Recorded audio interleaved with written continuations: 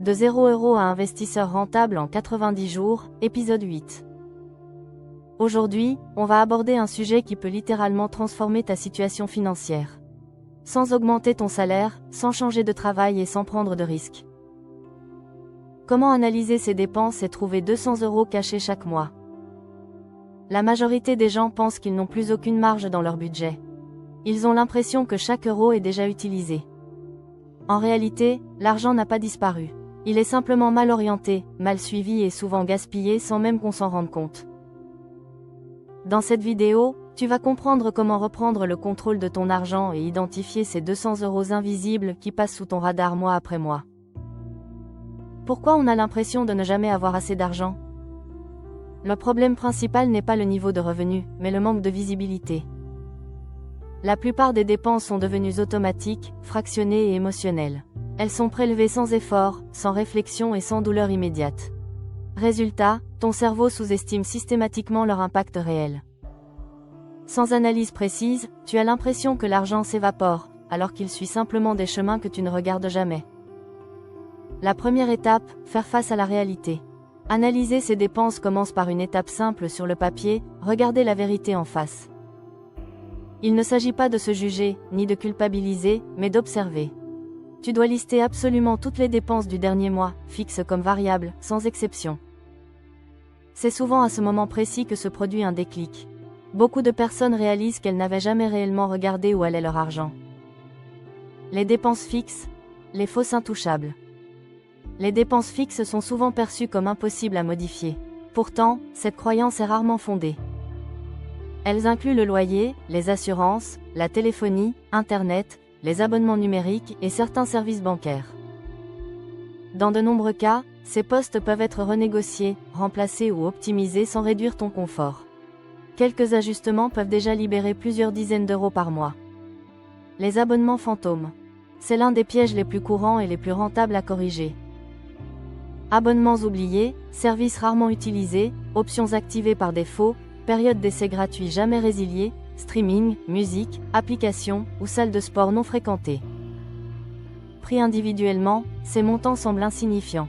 Mais cumulés, ils représentent souvent entre 50 et 100 € par mois, parfois bien plus. Les dépenses variables invisibles. Ce sont les plus sournoises, car elles se fondent dans le quotidien. Café à emporter, repas à l'extérieur, snacks, livraison ou achats rapides en ligne.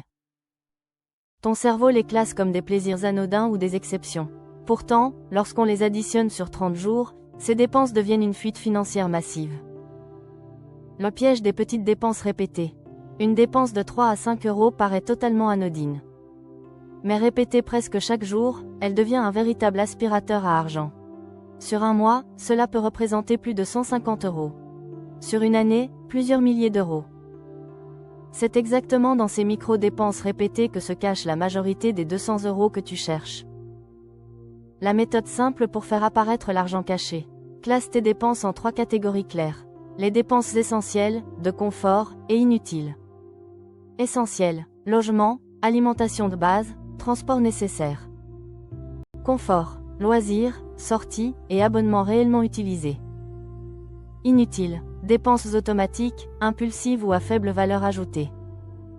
Cette classification permet de reprendre le contrôle sans frustration, en faisant des choix conscients plutôt que des sacrifices subis. Comment récupérer concrètement ces 200 €? En supprimant 1 ou 2 abonnements inutiles, en réduisant légèrement les repas pris à l'extérieur, et en limitant les achats impulsifs, atteindre 200 € devient non seulement possible, mais régulier. Ce processus ne repose pas sur la privation extrême, mais sur l'optimisation intelligente. Tu dépenses mieux, pas moins. Que faire de ces 200 € retrouvés? C'est ici que tout se joue, cet argent ne doit surtout pas se perdre à nouveau. Il doit être dirigé vers un objectif clair et automatisé. Épargne de sécurité, investissement progressif, remboursement de dettes ou construction d'un patrimoine. Une fois placé intelligemment, ce montant devient un véritable moteur financier sur le long terme. Le pouvoir de l'automatisation. Lorsque cet argent est automatiquement redirigé dès le début du mois, il cesse d'être disponible pour des dépenses inutiles. Tu inverses le processus classique. Au lieu de dépenser puis d'épargner ce qu'il reste, tu épargnes d'abord et tu dépenses le reste. C'est un changement simple, mais extrêmement puissant. Le changement de mentalité indispensable. Analyser ses dépenses n'est pas une punition, ni un signe de restriction. C'est un acte de liberté financière. Chaque euro que tu récupères est un euro qui commence à travailler pour toi, au lieu de disparaître silencieusement.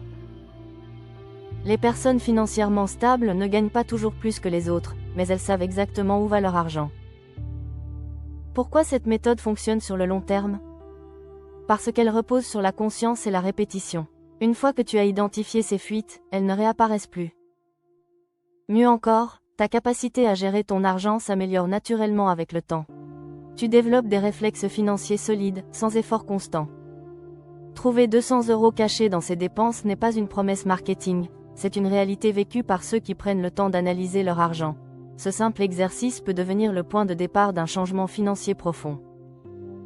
La question n'est pas de savoir si cet argent existe, mais si tu es prêt à le récupérer et à l'utiliser intelligemment. Si tu veux continuer à reprendre le contrôle de ton argent, apprendre à investir intelligemment et construire un avenir financier solide, abonne-toi à Top Finance Stories et rejoins ceux qui ont décidé de ne plus subir leurs finances, mais de les maîtriser. À bientôt.